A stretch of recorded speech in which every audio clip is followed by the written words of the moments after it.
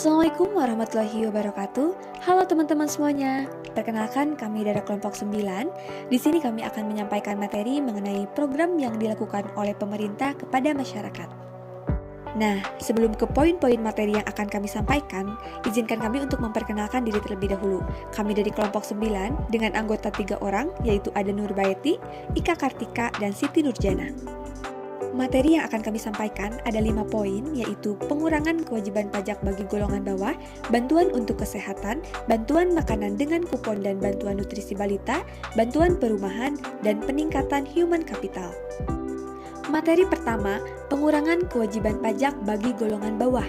Pajak merupakan salah satu sumber utama penerimaan negara yang dapat dipergunakan dalam membiayai pembangunan nasional Indonesia, di mana pengurangan atau pemotongan wajib pajak bagi golongan bawah biasanya masuk pada jenis pajak PPh pasal 21, di mana bendahara pemerintah yang membayar gaji, upah, tunjangan, honorarium, dan pembayaran lainnya dengan nama apapun sehubungan dengan pekerjaan, jasa, kegiatan wajib melakukan pemotongan PPh pasal 21.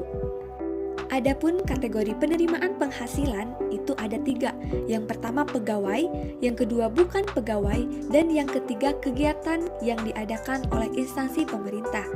Kemudian sifat pengenaan PPh pasal 21 ini secara umum PPh pasal 21 yang dipotong bendahara pemerintah bersifat tidak pinal, di mana PPh pasal 21 yang dipotong oleh bendahara pemerintah yang bersifat pinal hanya dikarenakan atas penghasilan tidak tetap dan tidak teratur berupa honorarium atau imbalan tidak tetap dan tidak teratur lainnya dengan nama dan dalam bentuk apapun yang menjadi beban APBN dan APBD dan dibayarkan kepada PNS termasuk CPNS, anggota TNI atau Polri, pejabat negara, dan pensiunannya.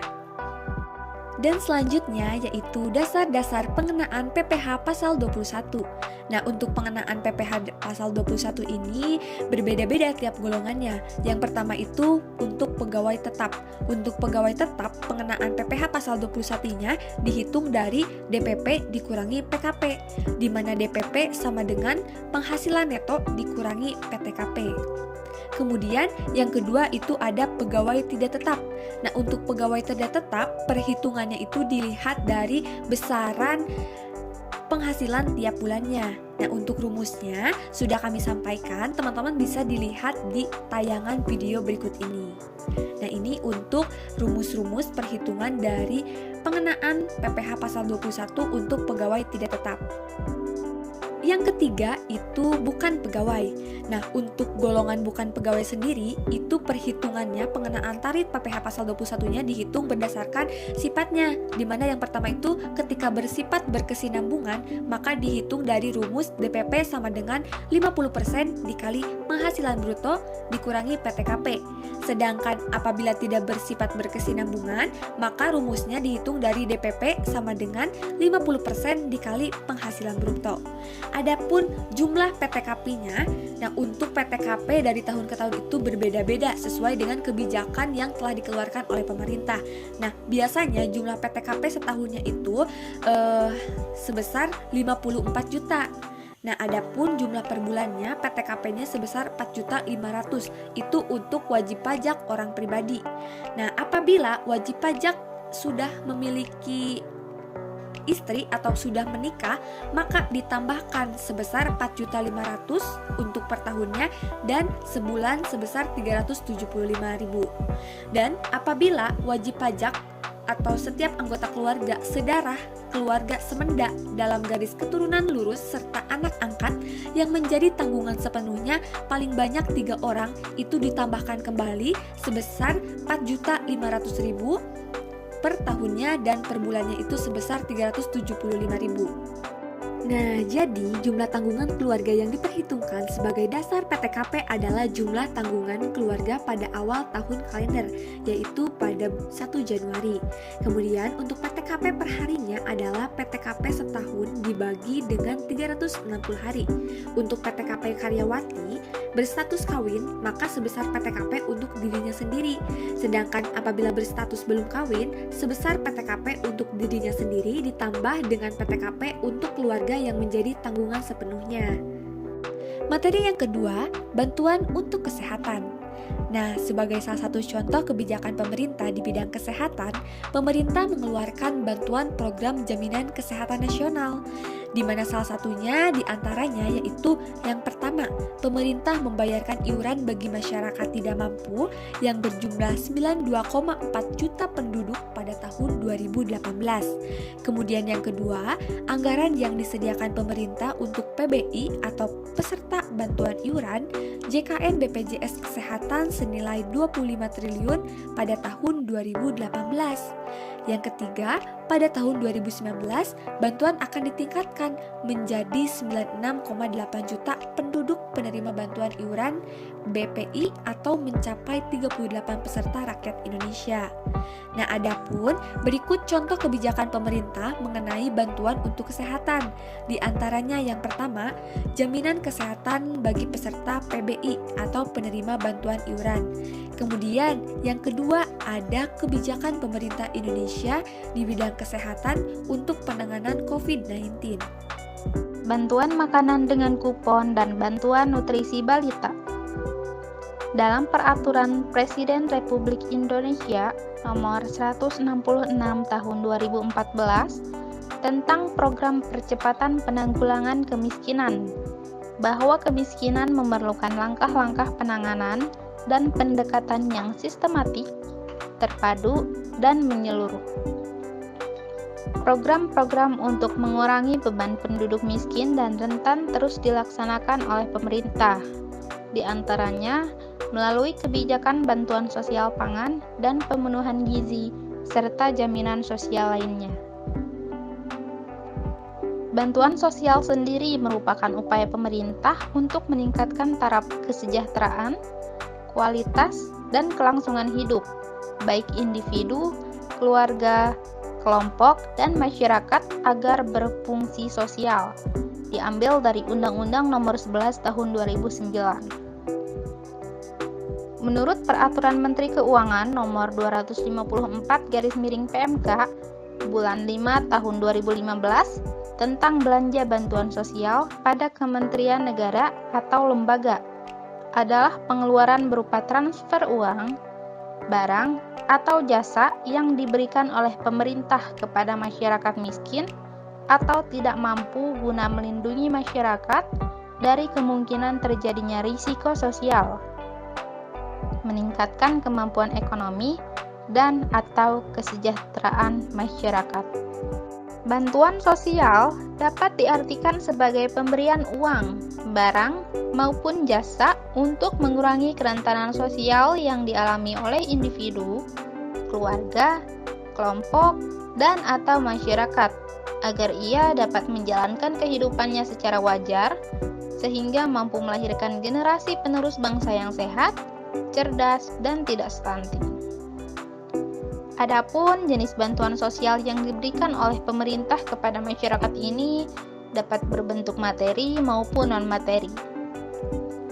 Dalam bentuk materi sendiri, yang diberikan oleh pemerintah kepada masyarakat ini dapat dilihat melalui program-programnya, antara lain seperti Program Indonesia Pintar, Program Jaminan Kesehatan Nasional, Program Keluarga Harapan, dan Bantuan Pangan Non-Tunai. Sementara untuk bantuan non-materi sendiri yang diberikan oleh pemerintah kepada masyarakat ini dapat dilihat seperti psikoedukasi pada pertemuan peningkatan kemampuan keluarga atau family development session, keterampilan pengasuhan atau parenting skill, dan lain-lainnya. Program-program ini bertujuan untuk meningkatkan pengetahuan, sikap, dan keterampilan dalam pengasuhan anak, peningkatan kesehatan, peningkatan usaha keluarga, dan kesejahteraan sosial. Hal tersebut dimaksudkan untuk membantu keluarga mencetak generasi penerus bangsa yang sehat, cerdas, dan tidak stunting. Masalah pemenuhan kebutuhan pangan bagi seluruh penduduk setiap saat di suatu wilayah menjadi sasaran utama kebijakan pangan bagi pemerintahan suatu negara. Pangan merupakan kebutuhan dasar manusia yang pemenuhannya menjadi hak asasi manusia. Indikator ketahanan pangan menggambarkan kondisi yang cukup baik, akan tetapi masih banyak penduduk Indonesia yang belum mendapatkan kebutuhan pangan yang mencukupi. Lebih dari 1/4 anak usia di bawah 5 tahun memiliki berat badan di bawah standar, di mana 8% berada dalam kondisi sangat buruk. Bahkan sebelum krisis awal tahun 2000, sekitar 42% anak di bawah umur 5 tahun mengalami gejala terhambatnya pertumbuhan atau kerdil yang disebabkan oleh kekurangan gizi. Bantuan perumahan. Rumah adalah bangunan gedung yang berfungsi sebagai tempat tinggal yang layak huni, sarana pembinaan keluarga, cerminan harkat dan martabat penghuninya, serta aset bagi pemiliknya. Perumahan dan kawasan permukiman tidak dapat dipandang hanya sebagai produk bagi terlaksananya pembangunan. Akan tetapi juga harus dipandang sebagai proses manusia untuk bermukim dalam menciptakan ruang kehidupan untuk bermasyarakat, menampakkan jati diri, dan membentuk suatu peradaban. 1. Hak atas rumah yang layak. Pemenuhan hak atas rumah yang layak dan terjangkau merupakan komitmen global sebagaimana dituangkan dalam komitmen internasional, yaitu yang pertama, Undang-Undang Hak Asasi Manusia Internasional, yang kedua, Deklarasi Universal tentang Hak-Hak Asasi Manusia PBB tahun 1948. Yang ketiga, Deklarasi Vancouver tentang Human Settlement tahun 1976 ditetapkan oleh Konferensi PBB tentang Permukiman Manusia. Yang keempat, Habitat Agenda tahun 1996. Yang kelima, Millennium Development Goals. Yang keenam, Roadmap Kebijakan Sektor Perumahan, di antaranya reorientasi kebijakan perumahan, restrukturisasi, reformasi, dan diversifikasi, dan meningkatkan peran dari para pemangku kepentingan. Kemudian yang terakhir yaitu yang ketujuh, komitmen penanganan kumuh menjadi komitmen pemerintah Indonesia yang tertuang dalam Rencana Pembangunan Jangka Panjang 2025. 2. Gambaran perumahan swadaya. Penyediaan perumahan dapat dilakukan oleh berbagai pihak, antara lain pemerintah, swasta atau pengembang, dan masyarakat secara swadaya. Dari berbagai analisa yang dilakukan, pasokan dari pengembang sekitar rata-rata 80.000 sampai dengan 100.000 unit per tahun. Kondisi ini diperkirakan sebanding dengan 15-20% dari kebutuhan. Dengan demikian, sisanya sekitar 80-85% kebutuhan rumah dilakukan secara swadaya oleh masyarakat. 3. Arah kebijakan dan strategi Direktorat Jenderal Penyediaan Perumahan. Yang pertama, arah kebijakan dan strategi nasional di bidang perumahan. Arah kebijakan pembangunan perumahan adalah untuk meningkatkan akses masyarakat berpendapatan rendah terhadap hunian yang layak, aman, dan terjangkau, serta didukung oleh penyediaan prasarana, sarana, dan utilitas yang memadai.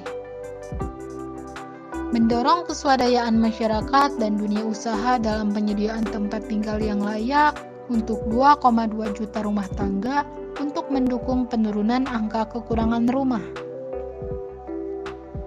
Peningkatan kualitas rumah tidak layak huni untuk 1,5 juta rumah tangga termasuk dalam rangka penanganan kawasan permukiman kumuh. Dan yang kedua, strategi sesuai arah kebijakan pembangunan perumahan Ini dilakukan melalui yang pertama yaitu peningkatan peran fasilitas pemerintah dan pemerintah daerah dalam menyediakan hunian baru dan peningkatan kualitas hunian. Yang kedua, peningkatan tata kelola dan keterpaduan antara para pemangku kepentingan pembangunan perumahan. Yang ketiga, peningkatan peran badan usaha milik negara yang terkait dengan penyediaan perumahan. Yang keempat, peningkatan efektivitas dan efisiensi manajemen lahan dan hunian di perkotaan melalui fasilitas penyediaan rumah susun milik, fasilitas penyediaan dan revitalisasi rumah susun sewa, serta pengembangan instrumen pengelolaan lahan. Yang kelima, pengembangan sistem karir perumahan sebagai dasar penyelesaian backlog kepenghunian. Yang keenam, pemanfaatan teknologi dan bahan bangunan yang aman dan murah serta pengembangan implementasi konsep rumah tumbuh. Yang ketujuh, penyediaan layanan air minum dan sanitasi layak yang terintegrasi dengan penyediaan dan pengembangan perumahan. Dan yang terakhir, revitalisasi dan pengembangan industrialisasi perumahan. Peningkatan human capital. Human capital yaitu bagaimana menjadikan manusia sebagai modal atau aset yang tak berwujud. Human capital dapat dicapai atau diperoleh melalui dua cara. Di antaranya, yang pertama, manusia digunakan sebagai tenaga kerja berdasarkan jumlah kuantitatifnya. Hal ini menyatakan bahwa semakin banyak jumlah manusia atau tenaga kerja, maka produktivitas semakin tinggi. Yang kedua, investasi merupakan cara utama dalam meningkatkan atau mendapatkan human capital. Pendidikan dan pelatihan yang didapatkan manusia akan meningkatkan kemampuan dan keterampilannya, sehingga produktivitas juga akan meningkat. Menurut Todaro, human capital dapat diukur melalui bidang pendidikan dan kesehatan. Pendidikan dan pelatihan dapat menjadi nilai tambah seorang manusia. Sementara itu, kesehatan merupakan bidang yang saling terkait dengan pendidikan. Pengukuran indikator kesehatan dalam human capital dilakukan dengan menggunakan nilai angka harapan hidup. Nilai angka harapan hidup merupakan rata-rata perkiraan banyak tahun yang dapat ditempuh oleh seseorang selama hidup. Pengukuran indikator pendidikan dilakukan dengan menggabungkan dua komponen, yaitu angka melek huruf dan rata-rata lama sekolah. Angka melek huruf adalah persentase penduduk usia 15 tahun ke atas yang dapat membaca dan menulis huruf Latin dan atau huruf lainnya. Dan rata-rata lama sekolah menggambarkan jumlah tahun yang digunakan oleh penduduk usia 15 tahun ke atas dalam menjalani pendidikan formal. Menurut Menteri Keuangan Sri Mulyani, untuk dapat memerangi kemiskinan dan kesenjangan yang terjadi di negara berkembang, kualitas human capital merupakan salah satu kunci utamanya.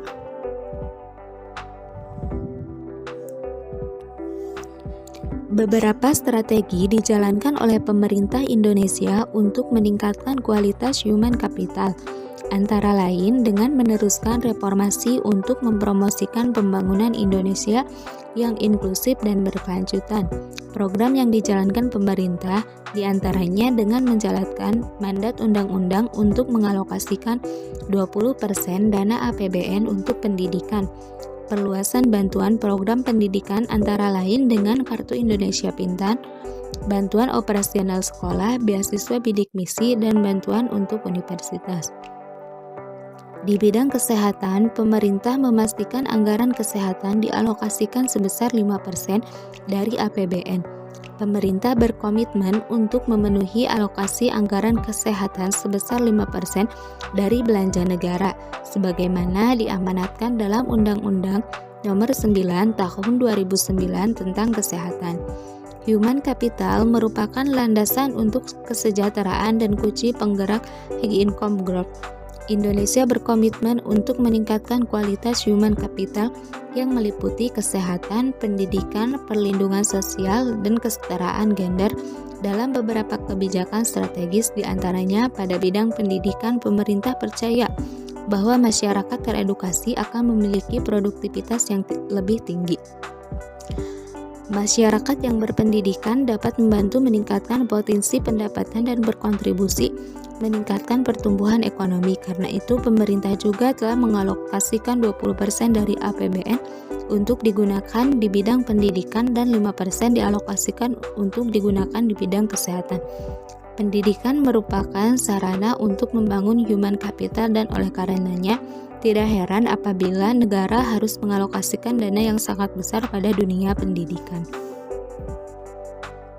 Sekian materi yang dapat kami sampaikan. Terima kasih kepada teman-teman yang telah menonton dari awal sampai akhir. Semoga bermanfaat. Wassalamualaikum warahmatullahi wabarakatuh.